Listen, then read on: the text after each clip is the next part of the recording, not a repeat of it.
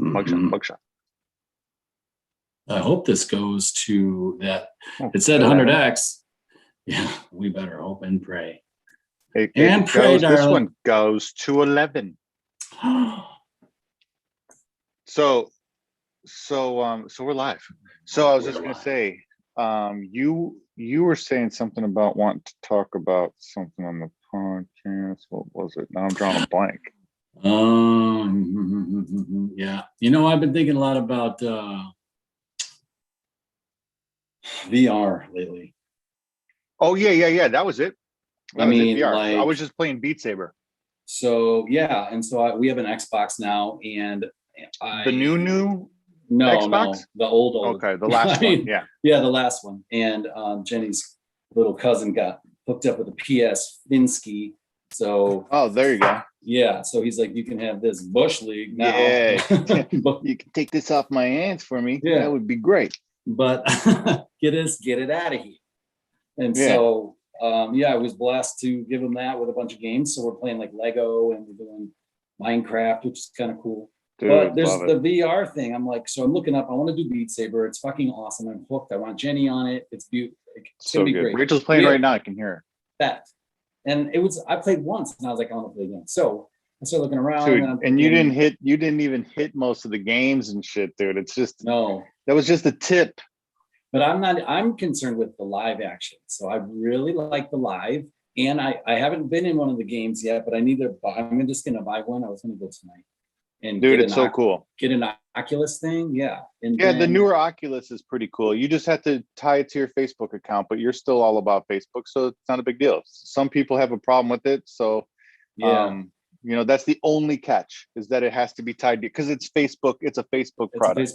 Otherwise, I'm not sure what I would do, but I haven't gotten. You just make an account and tie it to it. But the problem is like people are making accounts, and then they're not really active on them. And then Facebook will end up deleting that account, and then you can't fucking use your VR headset. So there's been issues like that. Yeah.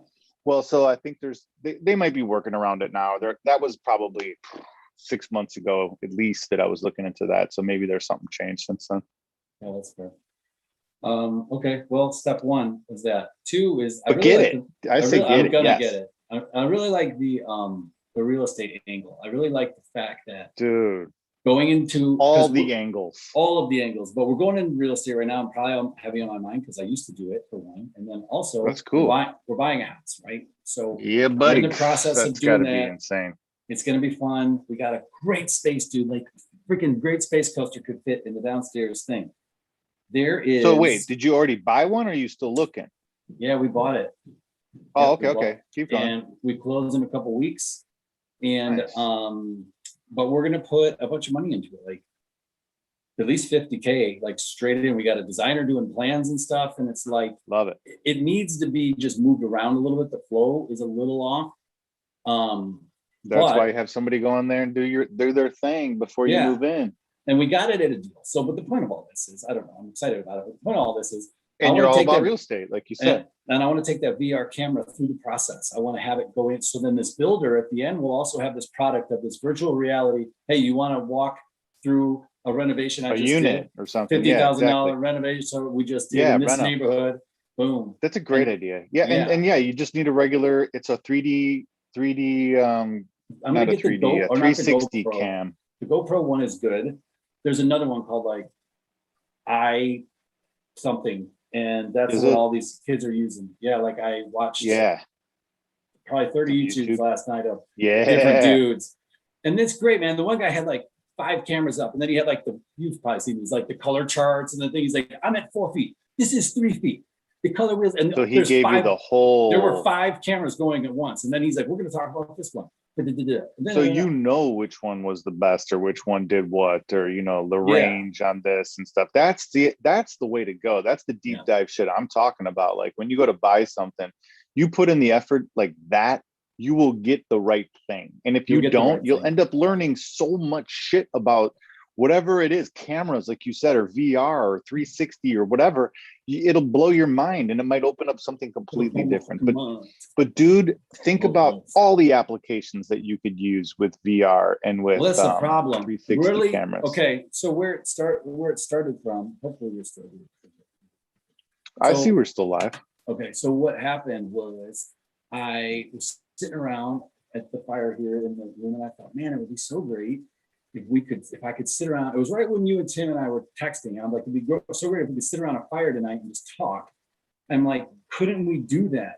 But if we did that, like if you and I got together, people could come into the room because we could be recording it live and they could be watching it live, like the NBA game. Yeah. So we would do an interview and people would be able to like come there and watch it. But then I thought, how can you get more people? Like where you're actually sitting around a campfire talking with each other, except you would never see them because you would only see them with these on, right? Yeah. Unless you're doing a Google Glass, I think is the only thing that I've come up with.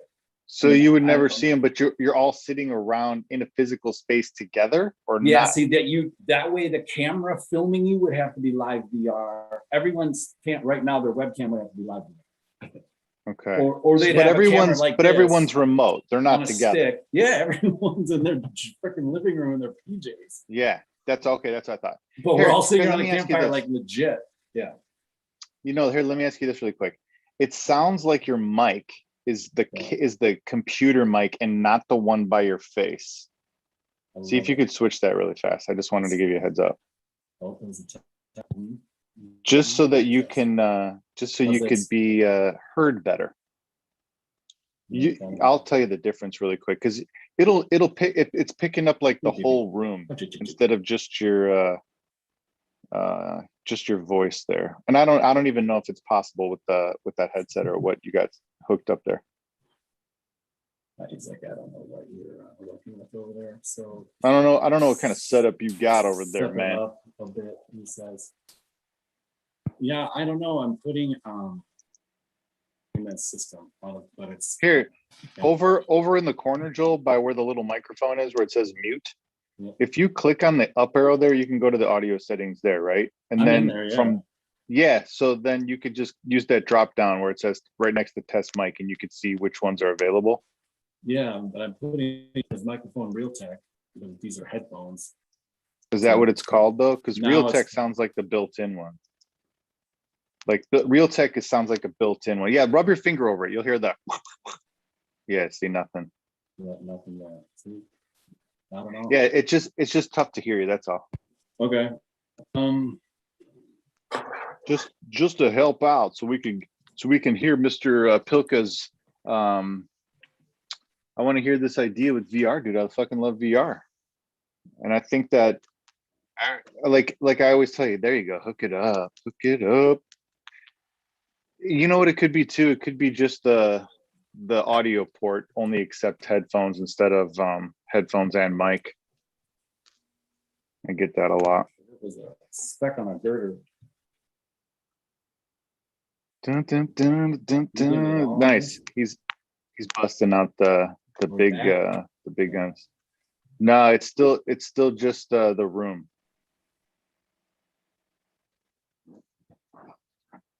That's odd. There you go. Yeah. There it is. We back. Yeah. We chilling. It just sounded real echoey, like full room. Echoey. Like if you were playing the drums, probably a dope space. Maybe, or it'd be too loud. No, dude, that big room vibe. I like it. I loved playing the drums, like in a band in practice. Oh yeah, you sound way better, dude. Yeah, that's better. In practice at the studio, like fucking around, but like playing the songs that you will play. Mm-hmm. I always loved that time. That's how I learned how to play drums. I didn't know how to play drums. No one taught me how to play drums. It would be like one of those things. The band would take a break. Yep. Everybody would go outside to smoke cigarettes, right? Yeah. And the first thing I would do is put down the guitar, and get right behind the kit. Drums.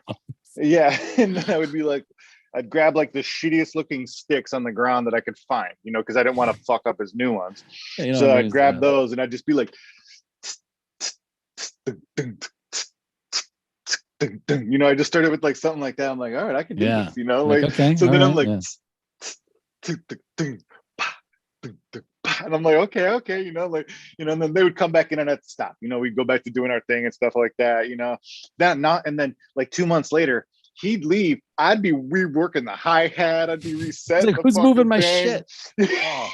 I'd be fucking dropping the snare drum, fucking, I'd be doing all this crazy shit and stuff, and I'd be Oh yeah, You know, I'd be like, always, "This guy is always. too-" you know, Yeah. yeah, you know, like just one fill. You're like, know, we and need then a China over here. Yeah, like what? it's Just the same one hysterical, every dude. time, right? Yeah, Yeah. same riff every Same single time. every Same single time. roll. Same roll. You Boom. know, like that.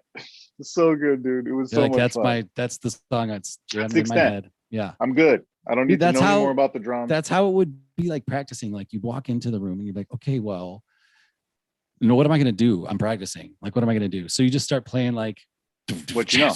whatever it is, and then you start playing with that. Then I would try to like flip it, like do the reverse of that, and then Sure. let's do some double bass, and then this. But it was always fast. Or just let's improv. Yeah. Like I always like playing fast. And then Yeah, and if you made college, mistakes, dude, whatever. no, it didn't even matter. And in college, the band practiced at our house. So Willie, God rest his soul, man, he had everything. He had the toms, he had chimes, he had like the toms and the other toms, and then the china, the thing that's like folded out. Like fucking whisk. Oh, it's just and the sticks, the rolled up sticks. And the hi-hat, the tiny little splashes that are like 8 inches right here. So on top. Oh. And so when you're there, you're like, well, now I can do anything. Like a 32-piece fucking kit. Yeah. This is like Freddie chimes. He was like, yes. Yeah. Dude. That's what it's all about, man. Yeah. And he let me wail on it. He just whenever I could go there anytime. And I learned a lot in the couple of years that he lived there because nobody was around. I wasn't in class. And I'm like practicing, and to the point where I didn't care what people thought because no one was there, and I was allowed to be free and like fuck up and try and just things. explore. A big kid like that. Well, that's what it's like to be a kid, bro. Well, think about that. You get into the music industry, and you might not be the best at writing songs, or maybe you're not the best at being a front man, or you're not the best at the drums, and the backbone of the group. Maybe you're not the best guitarist, and you can't you can't do something crazy shit like that, or something like that. But let's say you're just really good at kind of putting all those pieces together. You become a producer, you become an audio technician, something else. Yeah. Then you still have access to explore all that crazy shit, and you probably have more influence too. Like if there's bands and musicians and artists coming through, you might be picking up more shit than you possibly would any other way. That's like really interesting. There's some producers that are crazy good in instrumentalists and can play everything because they just sit in a studio all day and they're like, here, we'll try this. Yeah. And so at that stage then, and this is where my brain goes, that now you're a composer, right? Because you're getting all these pieces, right? So you're like this utility man that also knows how to put together a good equation or a good structure formula, a good formula. And and I think truthfully, it is in the beat. Everything is in the beat. Everything is in the rhythm, right? That's why I say the drums are the backbone. So it's like, but you know what I find myself gravitating towards? The bass, which is the one instrument I never wanted to play. I was like, fuck a bass. I ain't playing a bass, playing the drums. Fuck them. But now it's I understand the bass now. Oh, for sure. Yeah, it's always especially if you could get that thing driving, like you can drive the song with the bass. You know what I'm saying? Like literally drive it. Yeah. And in fact, it's funny that like I would shy away from the one thing I should have been sprinting towards, because with the bass comes that rhythm, comes that vibe, and it's military. Yeah, the vibe. And so it's all about, that's why Dr. Dre's a freaking stud, because he does make beautiful hooky beats. Like you could say anything on top of that shit. That's why wherever he goes, layered beats, and he knows he's the master of the bass. Oh, that's exactly always has the little He always had the little jingle bells in the background. The jingle, yeah, the little jingle, the little like, the catch, the hook. He had the formula, bro. It's but, I mean, the jingle bells, like you would hear the bells like in the back. Yeah, that ching ching ching ching ching ching ching ching ching. Yeah, so beautiful. Yeah, exactly, dude. Trust me. The guy is a rock star. He had a formula, and he would just plug in these freaking artists into this formula, and then just pretty much just pump out hit after hit after hit after hit. Dude, I've been listening to. Yeah, they all do it. Well, yeah, the ones that have like a winning formula, right? And like there's different people, a lot of stars. And you can hear it. Like look at what's his name from Well, I was gonna say, like you said, composer level dudes. Like, look Yeah. at the guy Danny Elfman, like a Danny Elfman. You can hear that that's Danny Yeah, I Elfman see what because you're he'll saying. run everything through his filter. You know, See you that? can hear that it's John L. Williams. He runs everything through John L. Williams's freaking filter. Yeah, it's coming through his thing. Yeah, that's very true. That's why old composers, but also you get used to that because it tells you who they are, and then you hear them, but then you understand when you hear, oh, it sounds like it could be a Frankenjank piece because of the way he does the thing. Yes. No, I get you. That's like how he's got this. that's like going on. like Warren G. When you hear Warren G Yeah. come through, you're like, You can hear the influence. which is what a great story, dude. Have you seen that show? It's on like YouTube Live. It's called well, actually, I think there was a second one. Behind the scenes artist shit. It was called like West Side or something, and it was the Warren G's side of the whole thing. And it was saying how he got left behind, and he was best friends with Snoop Dogg, and for sure. And Dre was I remember his that cousin, right? Well, when they were leaving, because it was Snoop Dogg is like, what's his name? Warren G brought Snoop Dogg in, like he was his best buddy. So he's like, you guys got to hear this guy. So Snoop and Dre get hooked up, but when they go to the West Coast, Dre turns to him, he's like, you're not coming. He's like, you got to go figure it out your own thing. Like, you're not just not going to come around here. Like, we're doing this. Damn. And he was like, holy shit. And Snoop was like, that was his boy, but like also Snoop has to go, right? Because he's like, here's my ride. He sees the opportunity. Yeah. I got to do it. And so Warren was like held back, stayed home, and then got connected with like Nate Dogg, and then got connected with somebody else. And then they came up with G-Funk, and it like in Europe, it was just blew the fuck up. And all of a sudden he became like the man. That's truthfully awesome. At that time, like he was so high up the charts. That's a great story. Yeah. And so there's more to it. And but I'll leave you there. Like it was just for sure. I'll check it out. I love little tips like that on stuff to watch because you never know. Like you're winding down the evening and you're like, man, there's nothing on to watch. Then all of a sudden I'll be like, oh yeah, fucking Coca, said to watch this. So The Counterpart, did you see that show? It. Yeah, I've been watching it. Oh yeah, we just started checking that out. We're only like a couple episodes in. Yeah, me too. But I'm digging it. It's because it's got that. It's really interesting. Yeah, it's layered. It's got that like Inception type of vibe. It's got that like that weird, like you could roll any storyline with that. Yeah, you could roll, and I'm proud of what they're doing so far. I feel like I don't know how far are you? They're slow rolling it too. Yeah. Well, I've gotten past the point where they've already tried to kill his wife. Just how many little buttons? I'm probably like in four. I'm probably like in episode 4. Okay, so we're close. There's a naked guy running all around upstairs. I think we're on 3, possibly 4, going into 4. So I'm like right behind you. I'm like solid, dude. I like it. They are slow rolling it a bit, but they're probably trying to figure it out. They're like, oh shit, what are we gonna do? Want to milk it. They want to milk 6 seasons. Well, I know, but I don't think it'll go anymore. There was 2. Well, I guess maybe they took one off because there were only 2 out there, and I think it ended in 2 years ago. Oh, really? Okay, yeah, I didn't see the time frame. Mm-hmm. They're denzoed. Yeah, well, you never know with COVID. COVID delayed everything for a year. Yeah, I suppose that's like pre-COVID, but everyone could use COVID as the excuse for sure. So VR, that was the hit. That was what you asked me. I'm getting a camera in the next week or 2. I want to do this. I'm going to explore the crap out of this thing. But I want you could do VR golf. You could do VR runs. Oh yeah. You so could like do you VR and I, remodels. You could do VR. You and I going golfing, paddleboarding. We're gonna do it. We're gonna wear one. It'll be like playing 9 holes with us. And then we could go back and we could walk 9 holes with ourselves. That's what I'm saying. And then you just kind of test this thing out. You see how it works. You put it up on YouTube. And here's the best part. So like whatever is on YouTube is accessible through that Oculus or through my PlayStation, because it's app based, so you just download the YouTube app inside of the VR headset and you could watch YouTube, but like on a screen that's like 35 feet tall by like 60 feet wide, like massive. That's crazy. Yeah. So you're sitting there watching, TV in this empty room. That's just a black empty room by yourself, but the TV's massive.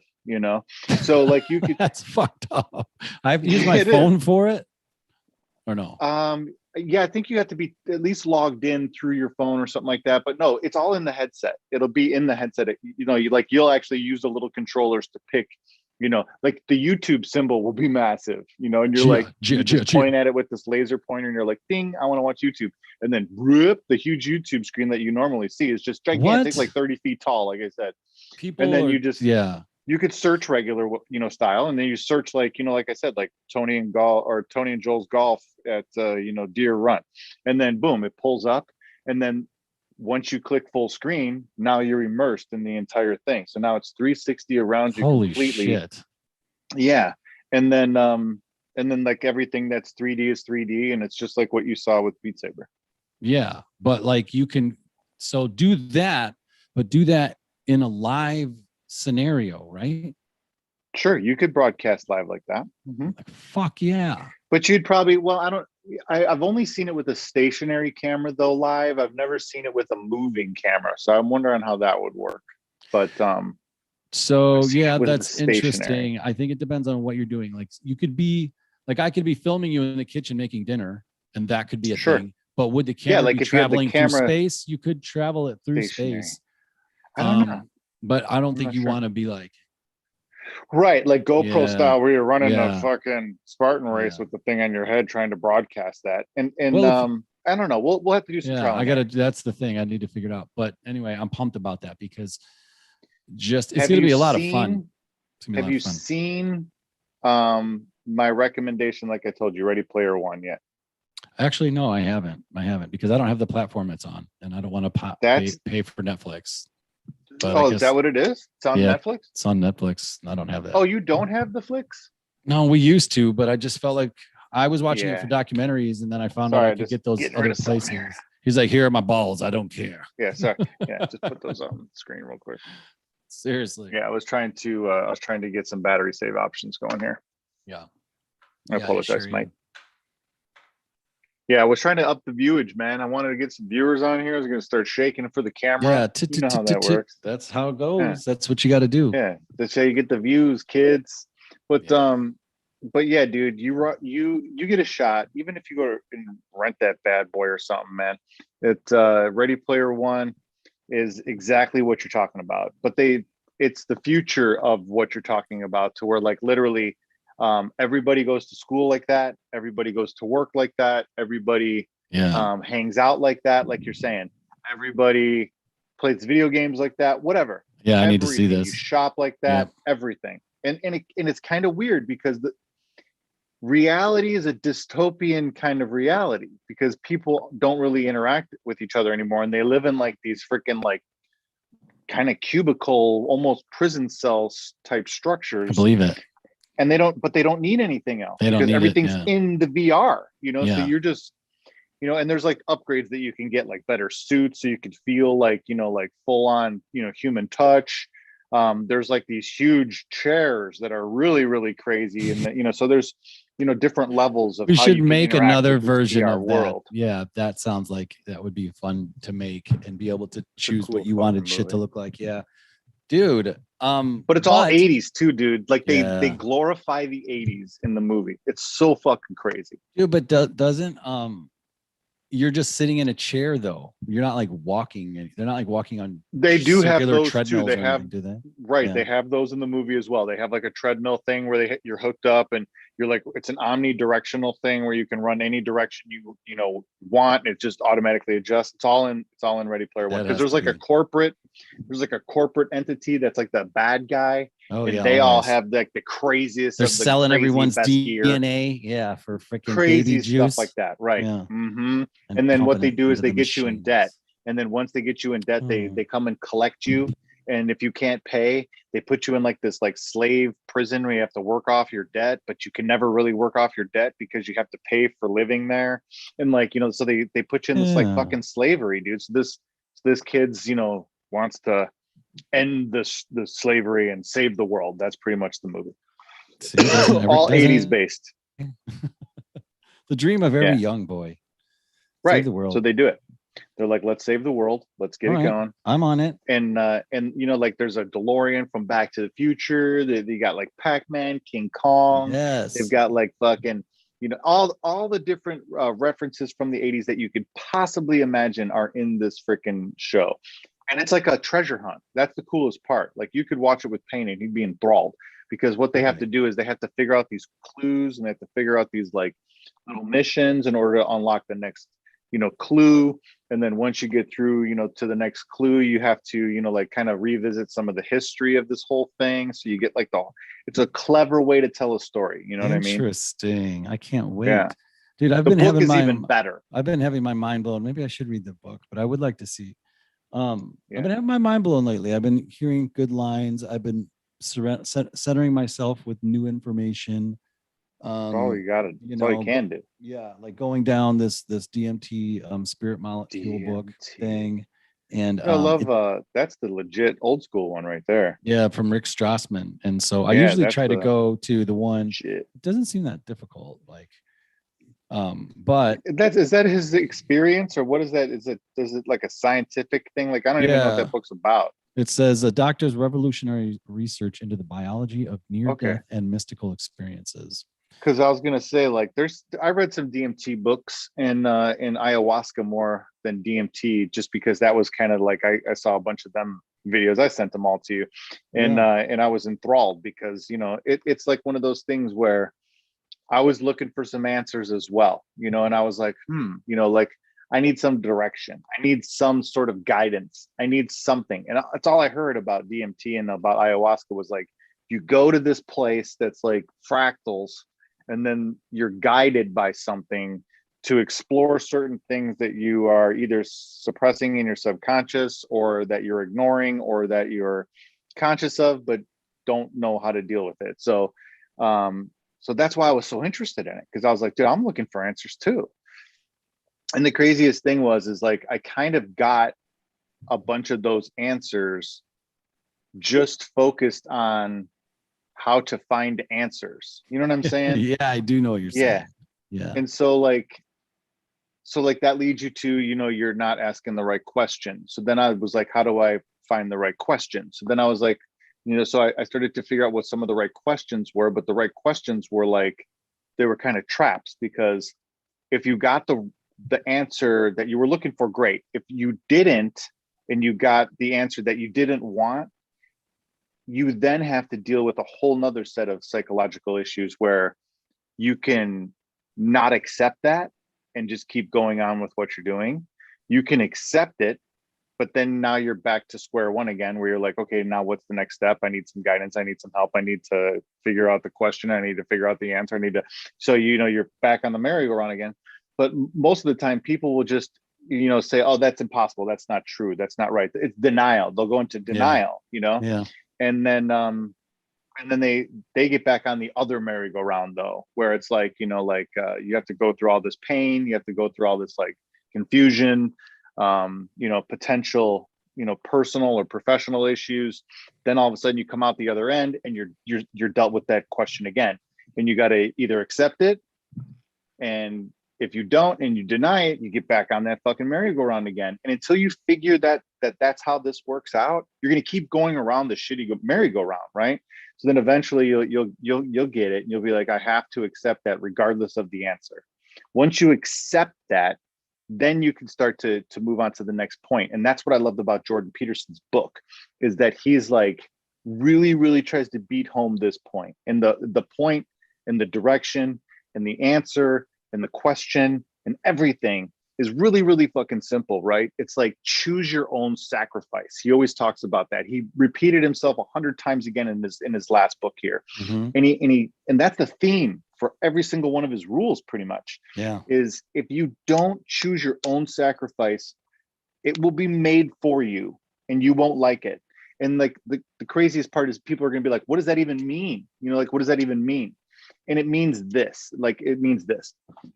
if you don't choose to work out, like I'll give some basic ones. If you don't choose to work out, you will be out of shape. And if you're out of shape, you won't be able to do cool shit like Spartan races, climb a mountain, run around with your kids at the park, take bike rides with your wife, do whatever. If you don't eat good, you will be obese or you'll have problems with your health or something's going to go wrong. So if you don't pick the sacrifice, it will be chosen for you and you're not going to like it, because diabetes sucks.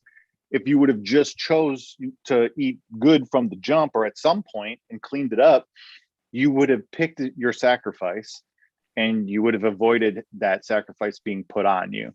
So that's pretty much what I'm talking about. And you can use that That's for beautiful. everything in your life, Yeah. everything in your life.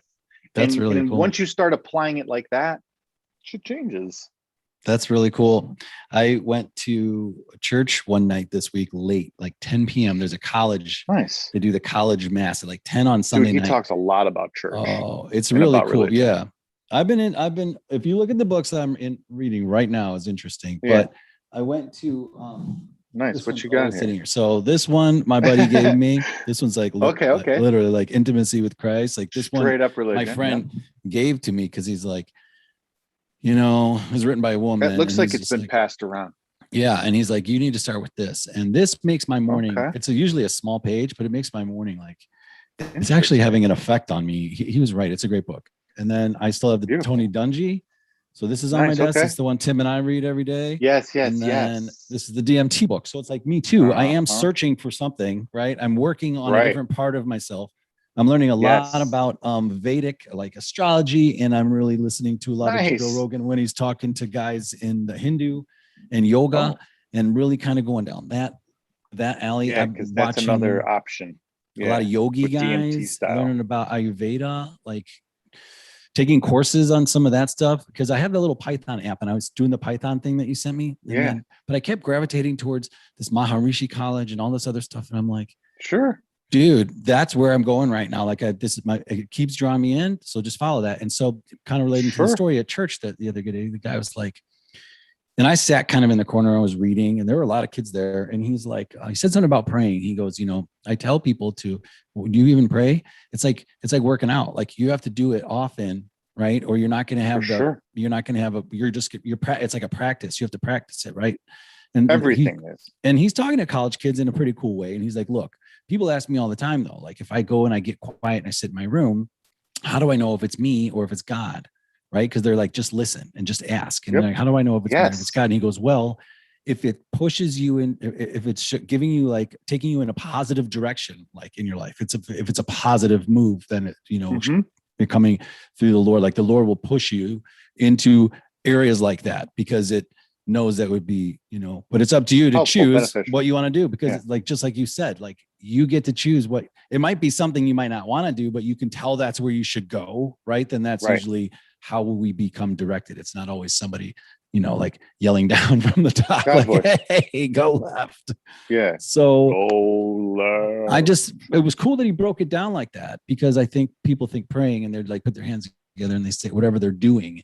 And it's like, have they even been taught to maybe do that? So it was kind of a cool take, but that is a weird thing, dude. Yeah. Like, I think that a lot of stuff has too many labels, bro. Like, I think that like a lot of people have too many like mental pictures of what something is in their mind. Yeah. And then they can't like break that label. Right. Agreed. So when, like you said, when you say praying, like you could just do an experiment really quick. You get a couple people together and you could be like, what would you like, give me your body motion or like a hand symbol or something for praying, and everybody would do this, and you'd be on your knees, and you'd be looking up or something. And like, yes, you know what I'm saying? Like, but everything has that, like, no matter what it is, symbolism. And, right. And so like, I think that's like one of the biggest problems is if you talk about like, anything with like corporate, like connotation comes to it stuff. Yeah. You immediately lose a lot of people because they're like, this is just more religious bullshit. This is more yogi bullshit. This is more fucking, I've heard it a million times. This is more fucking, like that intermittent fasting bullshit. This is all more, like self-help bullshit. Like that's all. That's everything just gets lost because everybody has these like quick mental labels of what something is, and they just dismiss it. It's just yeah. And like the point too, to come over top of that, because you got me, I love it. I love exactly what you're saying, is that pretty soon you're miserable because nothing is living up to like whatever standard you have. You're like, that guy's a jerk, this guy's fat, she's ugly, I'm cool. Yeah. Well, at some point it's just this is stupid. Everything sucks and you're by yourself and you're like, now what? So it's like you don't have any life. Call of Duty. No, this is stupid. Fuck you. You're cool. Go kill some people. Who's coming with me? Yeah. Right. Go rob somebody. I'm gonna go play Grand Theft Auto. Yeah. I'm gonna go steal a car. that's the craziest part, dude. That's the trap too. Like Peterson talks about that all the time too. Yeah. Like you can get trapped in that thought process, and he's like, just, find something. That's why, one of the rules was, just pick something Yeah. and take a month and just go after that fucking thing. Like that's the only thing in the world. That's all I want you to do. Like 24/7, as much as you possibly can without totally ruining your life. Go after one thing and see what happens. Just see what happens. That's really good, because then he talks you in almost not, he doesn't tell you that he's going to tell you how to find it, but he helps you try to find it. He doesn't really tell you, because nobody can ask the right question. Yeah. Nobody can tell you like how to. And I think that is a big deal. Nobody knows what they want. But I think in reading that fasting book, he was like, you never have enough time to even have time with yourself to think long enough about what you truly want before you get interrupted, before you have to work, before you have to be here, so when he did his 4-day fast and he was out in like the caves, you're like, without talking, without seeing anybody, it was like, this is time to really think about what I want. And sometimes, and he wasn't doing any, psychedelics. Yeah, you can't run from your thoughts. It was just like, he was tripping, but it was, just because he wasn't eating. And so like, that's beautiful, actually, that everything we have is right here. And all we're doing is try to find shit we already have. Exactly. And that's what I love about the Sarah Gordo channel, the Brent Underwood, the Ghost Town Living. Yeah. Is because that's the message. The message is like, dude, he left Austin, Texas. And before that, he lived in New York City. And he left this, crazy good job making 6 figures, the classic story. Yeah. And went down to Texas, started a hostel, met a bunch of people, made a bunch of connections, was looking for something, and knew it wasn't fucking, all that money and stuff in New York's finance world, because he already had that, So he went looking for something, found something in Austin, but then found the real deal in Sarah Gordo and doing the Ghost Town. And he said the same thing. He's like, dude, when you're out here alone by yourself for an entire year, and you get people that come up every once in a while, he's like, I'm not completely isolated or anything crazy. I go down to town and get groceries, I go to get my mail from the PO box, blah blah blah. He's like, but nail the bartender. Most of the time you're fucking here by yourself with just the goats and the cats, and he's like, you figure shit out, and you start to realize real quick how much time you really have, and how much you can really get done, and how much better you feel at the end of the day when you're working towards something that you really want to do, and that you plan to do, and that you have a like a bigger goal overarching even those smaller victories. He's like, it's just different. He's like, I don't know how to explain it. And that's why I love watching this guy, his thing, because at the end of the video he just sits down and he goes deep about like what he's found, and he's totally changed from the first video to this no video. Way, really? It's crazy. Oh yeah, that's awesome. I should go see that. I know you talked about it. I watched in the beginning, and then I was like, I don't know what these kids are doing. And then maybe that was just the episode. Well, that was just that, because I first saw him by himself, and then there was some kids. But just watch his solo channel, not those kids. Those kids are freaking blowing like each other out here in the caves. Yeah, exactly. Those are rich kids from LA. There's no way he watches this show. Oh, okay. No. I watched Brent's. It's called Ghost Town Living. Yeah, Ghost Town Living, man. Brent Underwood's these Ghost guys Town were Living, like the best. About to blow the guy in the old cavern. I was like, what are these? And think about this, Joel. Those guys get like 40 million views per yeah, video, I know. bro. It was crazy. I looked at their numbers. I was like, damn, these kids. I can't to remember be their a kid names. again and filming myself In LA in my youth. Well, yeah, you don't even have to live in LA. If you just had a camera back in the day, yeah. Dude, anywhere these days, because you could live in Bozeman, Montana, and just be like going down and fly fishing and just post it in a tree. But see, people there's will watch that. You just nailed it. So that guy that's posting on YouTube has already determined that fly fishing is his thing, and he's gonna go all in on fly fishing. Yeah, you look like a fly fisherman right now. Like the bibs, it almost look like you have bibs on. The red comes down, like a crab fisherman. Yeah, dude, you're right. He already knows. He's all in, and you know what? He might come. There it is. Yo, boss hog. This right here is a little. It's called chatterbait, and I got a little soft plastic swim bait on here as a trailer. Right here. That's my bait caster. Mm-hmm. It's 13 fishing concept. I got the floral. I got the 15. No, this might be 10. This might be 10 pound, 12 pounds, something like that. Got the all cork handles. Oh, nice. I got the gear, the split gear. I got the higher ratio. All cork handles. Broke the tip. The rods. Oh, dude, I break at least 8 rods a year. Whack. Dude, it sounds like gunshots. You'll set the hook on like a piece of, like a fucking anchor or something that's, you hook Got on the it, bottom Johnny. of the fucking, and you think it's a monster, and you set that hook at the rocks.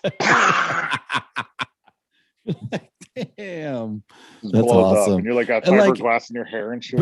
But in your mind, you still think this is like a 40, but it's never happened. Dude, I lost him. I lost him. Like it was a tank, monster. 12 pounder. I lost him. He broke me off. That's the tale of life. It's the funniest part is like that happens all the time, right? So in tournaments, you hear that happen all the time. Guys are like, "Oh, broke me off. Nothing, Yeah. But this one tournament, I'm fishing with this guy's really good, and it's late in the tournament we're kind of fishing back to where you have to check in, right? Yeah, I got fish on my bank. It's like the last, yeah, exactly. Those are the guys that really need it. Oh, what? Well, it's called the milk run. It's called the milk run. So we're hitting our milk run, right? You pick a couple of docks or something on the way back in to hit, So we hit this one dock, he throws in there, and you jiggle it a couple times, and if nothing hits it, you reel it in, you pitch it back underneath another leg, right? Yeah. So what do you do? Like 3 or 4 tops, or what? How many? Like think. I mean, like how many casts are you making before you jet? Oh, you hit 3 or 4 throw, and then you go hit another. Nah, maybe like 8, 12 from different angles. Oh, I got you. You pick it apart. I see. You pick it apart. Okay. Yeah, because you're an angler, Yeah. So he throws in the angles. First cast. Fuck yeah, exactly. Throws it up in there, gets way up underneath there, juggles it a couple times. He's like, and when you see somebody do this, yeah, they're like he's gonna throw a spear at him. Back, like and he's like,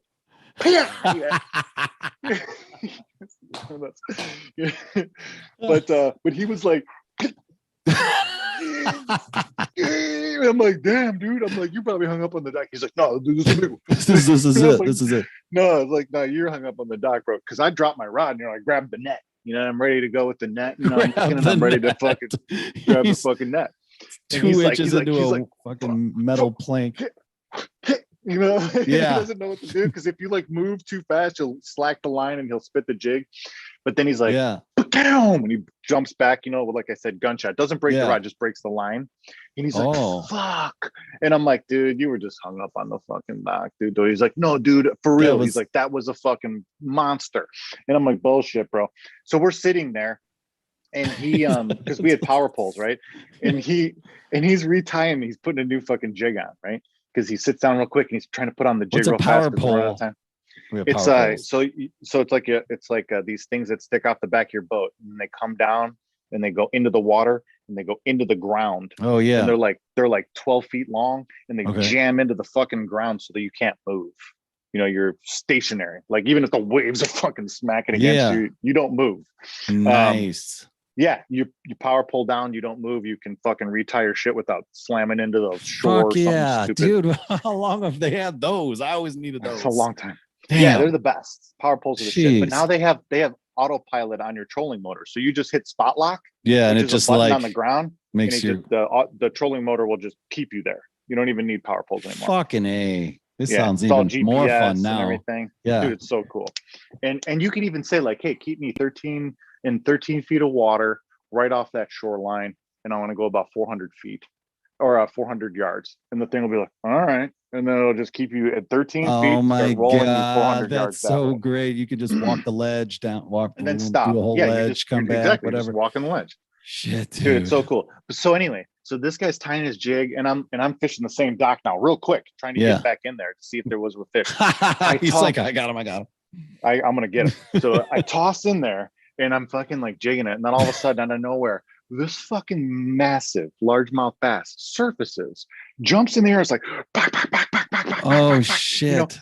And boom, spits the jig out of his mouth, hits my buddy in the chest, and falls down to the dock of the deck of the fucking boat. He looks at me and he goes, Told you there was a fucking fish on there. And I was just like, holy shit, dude.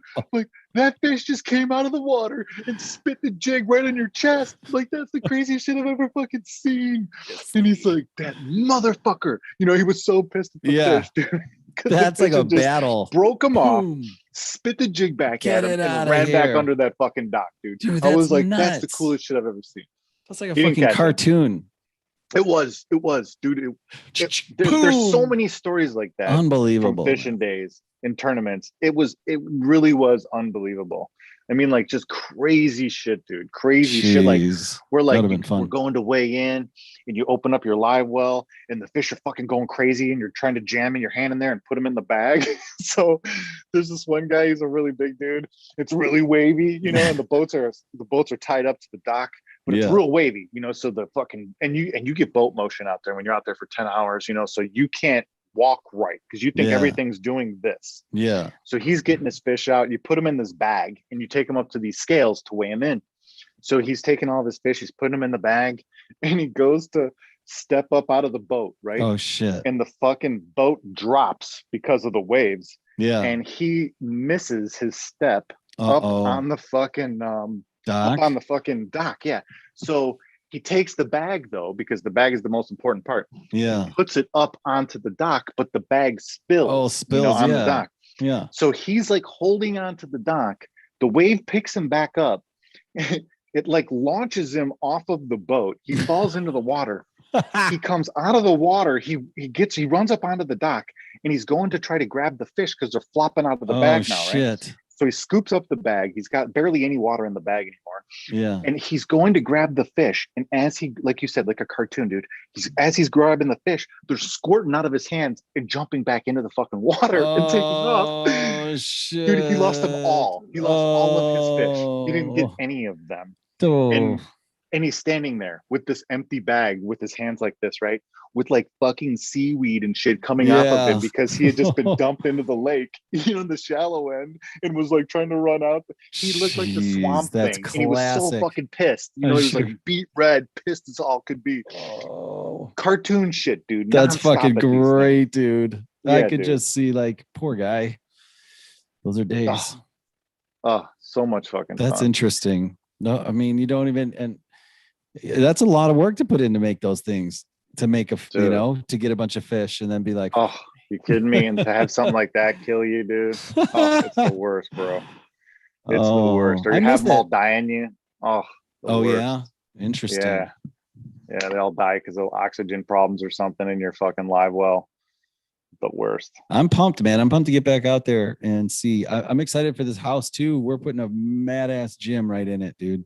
Yeah, make it happen. It's got like, I'm gonna go hit the gym here in 10-15 minutes. Oh, perfect. It's got like a garage coming out of the back. I showed you guys the other day by the video, but it's just got a full basement, but then it also has like this, what looks like it should be another garage, and maybe it's for golf carts and stuff off the back of the house, but it is gonna be a badass gym.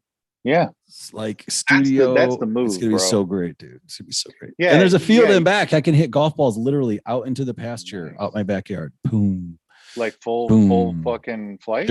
Or you need net.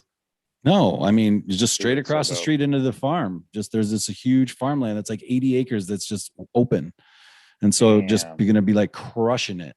It's gonna be fun. Dude, that's so cool. Yeah, it will be cool. Dude, that's the beauty of having some, you know, living somewhere like that, though. You know, you have some cool options like that. You don't get that shit. You can get out into the farmlands out here. You know. Yeah.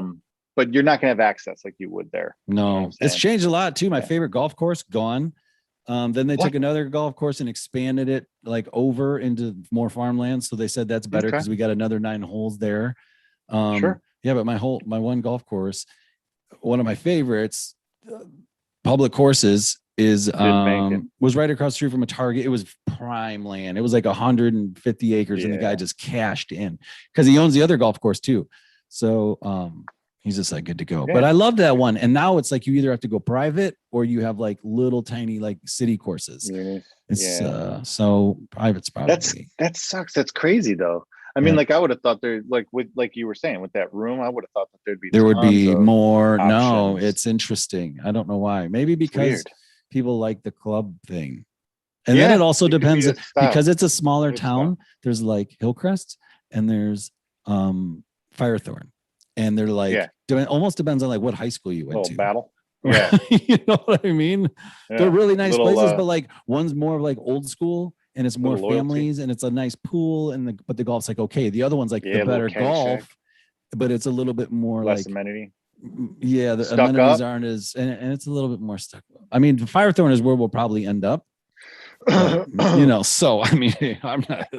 Gambling is illegal in Bushwood, sir, and I never slice. 20,000, you slice it into the woods. He's like, dude, classic. Anyway, I'll let you get to it. I'm glad you waited for me today. Thank you. Yeah, man. And I haven't finished.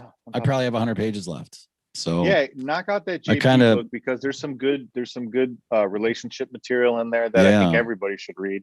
There's great life advice that I think everybody should read. He talks a lot about the Peter Pan effect again. Yeah, and that's more the choose your own sacrifice thing again. But yeah, dude. And then real quick too, before I jump, I was just gonna tell you too that like, you know, I've been messing around with Python, like, you know, and we were gonna talk coding real fast, just real quick. So this is the book that I've been reading right now, and it's called Automate the Boring Stuff. Yeah. So pretty much all it is it's just a guide to try to do some cool shit if you don't know how to program at all, you know, so you've never programmed in your life, but you want to do some cool shit. So I got this book, even though I do know how to program, but you just get these types of books to reconfirm and reinstall and learn everything. So you really fucking know the concepts. You're not just like copying and pasting or just, you know, looking at it and typing verbatim. You understand the concept of how, you know, the whole thing works. Python's intriguing me because I did a couple of the equations that were just like print 7 + 10 or whatever. Sure. Like, and I'm going, this already seems more intuitive than what I've tried before. Super intuitive. Yeah. So I'm excited already, and I've only done 2 lessons. No. If this, do this, else this. Yeah. That's it. I mean, and print this, like you said. If this, do this, else print this. So that's how it works. And literally, that might not sound that sexy right now, but here's the craziest part. Somebody like you, for example, because I watch a ton of YouTube tutorials on different projects to do with Python. Somebody like you, for example, who's a recruiter. So one of the guys I was watching, he was building a Python program that did this thing called web scraping, where he took every single like job that was, I don't know, let's say a software engineer. So he was looking up for software engineer jobs, level 3 software engineer jobs through LinkedIn or through, you know, one of the job posting websites. You know, you could pick as many as you want or just one or whatever. So he went in there, he picked that website, he found where, you know, all the job postings are listed based on the software engineer job that he was looking for.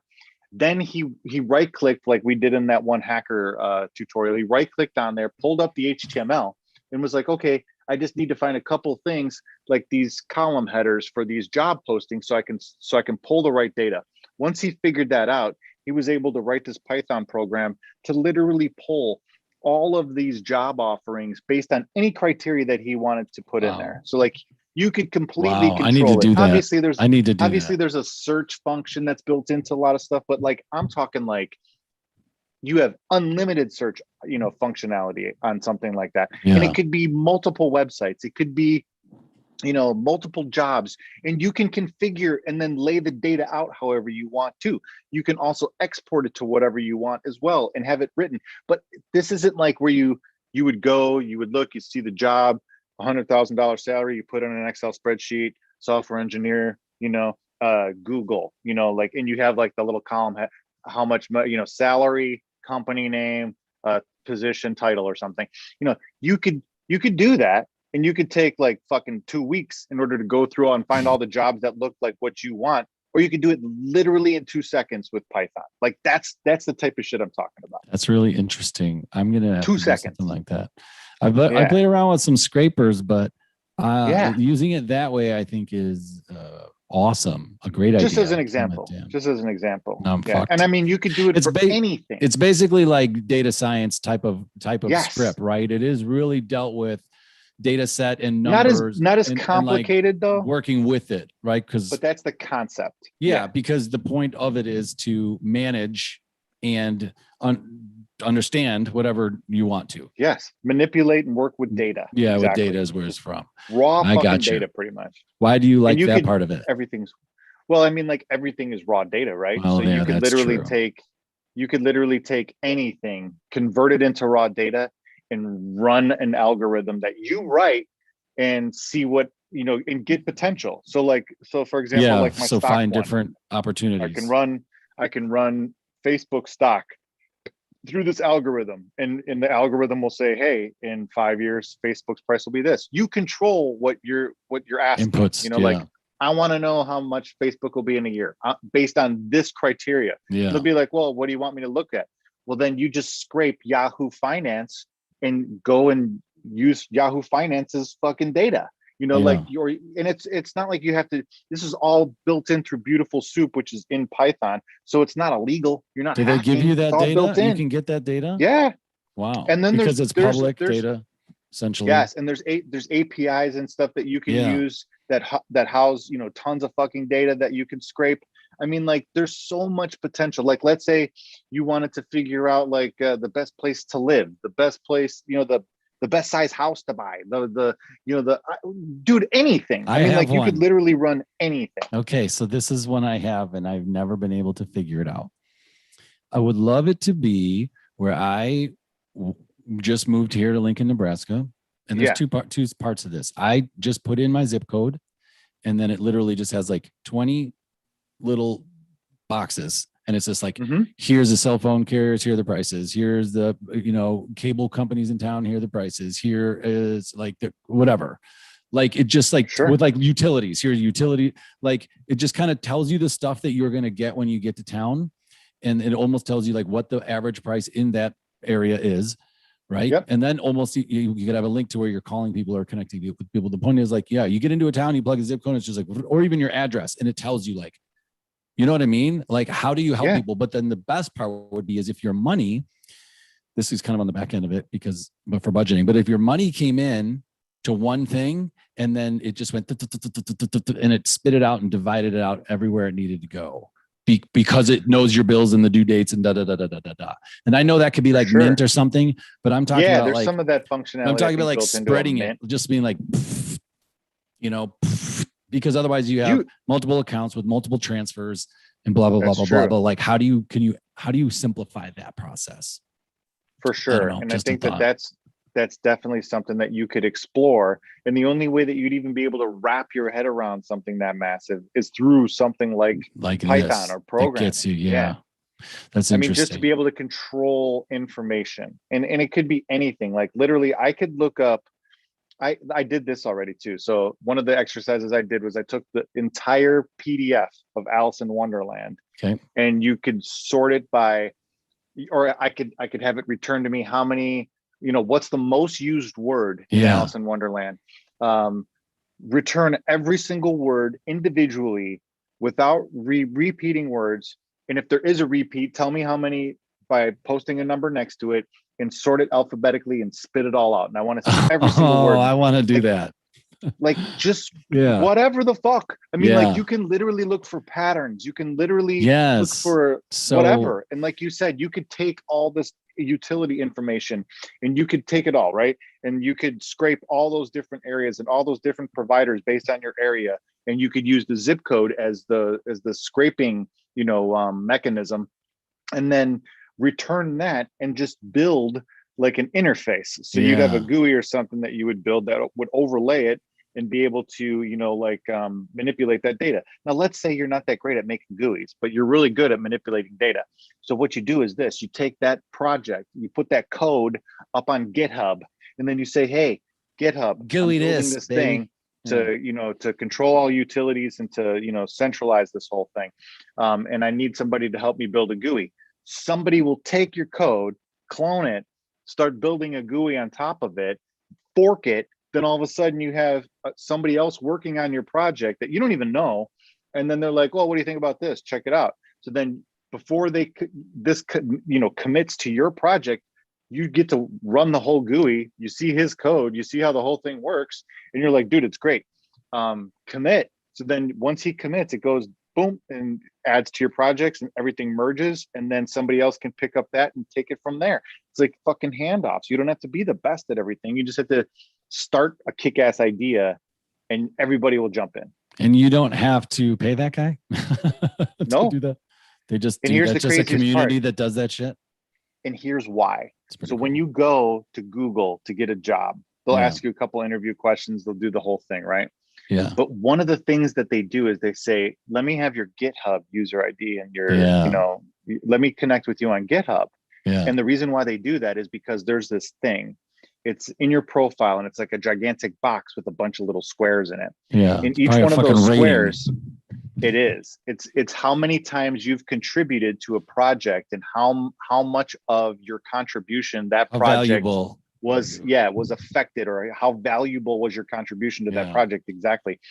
And if Google sees that thing fucking bright green across the board, you will be hired. If they see it kind of black, a little green here and there every once in a while, you Yeah. ain't in the fucking job. That's interesting. That's how it That's works. So interesting. people are jumping in, and you never They make- know. Some project you jump in could fucking be $1 billion fucking app, you know? Yeah, you're right. Don't Look know. what I did. And then hopefully you get some recognition. Well, I guess your Exactly. paws are all over the code too. So Well, it's Right. under a license. So the license is attached. So when you build a repository in GitHub, you can pick a license right there. And you Yeah. can say, I want to run this under the GNU, fucking the new or GNU fucking licensing, which is pretty much an open source license. Gary Gnu. Where all it says is, hey, if you take this code and you use it, you cannot use it for monetary gain without making it open source as well. So you can try to charge people for it, but it has to be open source.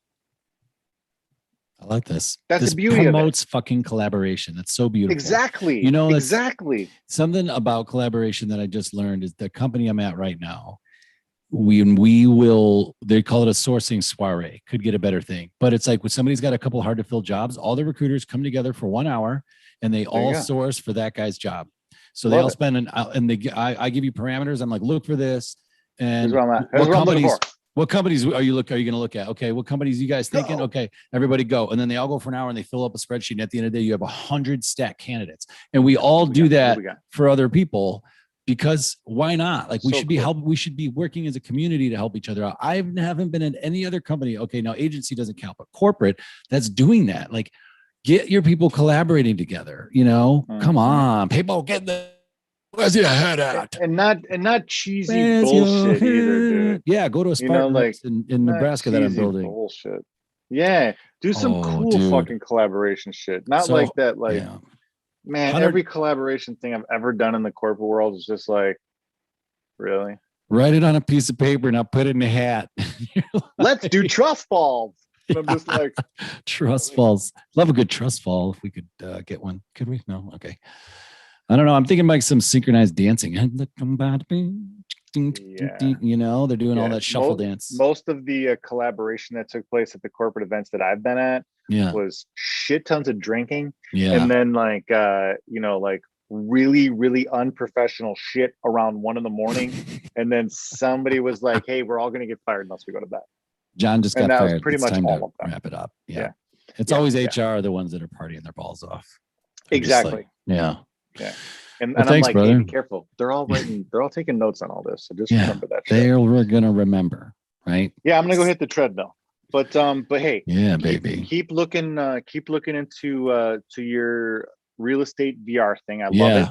it. Yeah. Things are changing Start here. practicing if you're gonna pick up a camera or whatever gear. Start Yeah. practicing with some of that shit. Send me some stuff too, so I can Okay. or you post it on our YouTube, Okay. and then I'll check it out with my headset. I'm gonna go Um, do a tour of the house, and I'll do a live tour. So I'll do it to YouTube live, and then take a look at it. You'll be able to See see how it. that So that's works. good. You'll be able to give me feedback. In Yeah, see if fact, you you'll can do just be some the eyes of it 360 live. probably because I won't have an Oculus right away. Just text me and make sure I'm watching or something, or that I'm around and I'm ready to roll. Just let me know. I gotcha. All right, brother. Thanks, man. All right, dude. I'll chat with you in a little bit. This was